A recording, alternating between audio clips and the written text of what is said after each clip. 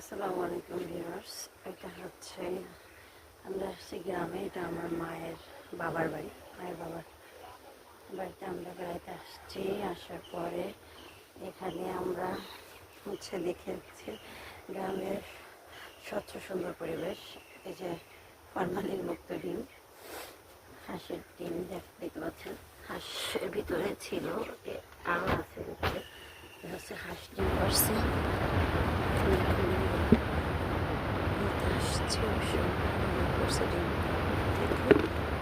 দেখতে পাচ্ছেন কত সুন্দর হাঁসগুলোকে ছেড়ে দিয়েছে, পুকুরে নামছে। এই জায়গা তো কবুতর কি বন বিলেতে নিয়ে যায় নাকি? এই যে ডিম, আচ্ছা হাঁস দেখাচ্ছে, দেখলাম মিষ্ট পুষ্ট হাঁস। যারা এই ডিমগুলো দিয়েছে তারা তো সময় এই পুকুরেই গোসল করতেছে। এখন একটা পুকুর থেকে অন্য পুকুরে গেছে। ও এই এই জায়গা তো তারা নাই। ও মা, তারা আবার কত দূর চলে গেল? সেই হাঁসগুলো কই গেল? তারা কোথায় চলে গেছে?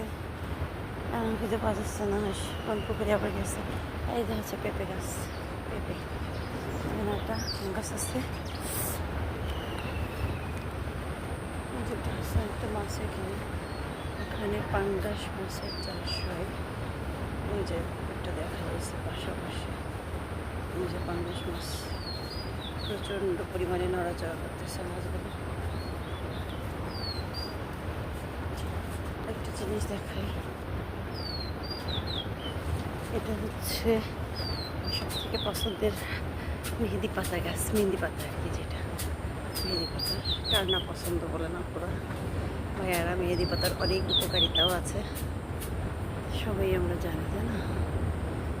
সেই মেহেদি পাতা গাছ আগে অবশ্যই ভাবি নাই যে আমাদের বাড়িতে একটা মেহেদি গাছ আছে, কিন্তু এসে পেয়ে গেছে। এটা আমাদের শহরের পাশে আর কি বাড়িটা। আম গাছ, এটা আমার খালামণি হসপিটালে চাকরি করে। তো ওনার বাসা, উনি অনেক সচেতন একজন মানুষ।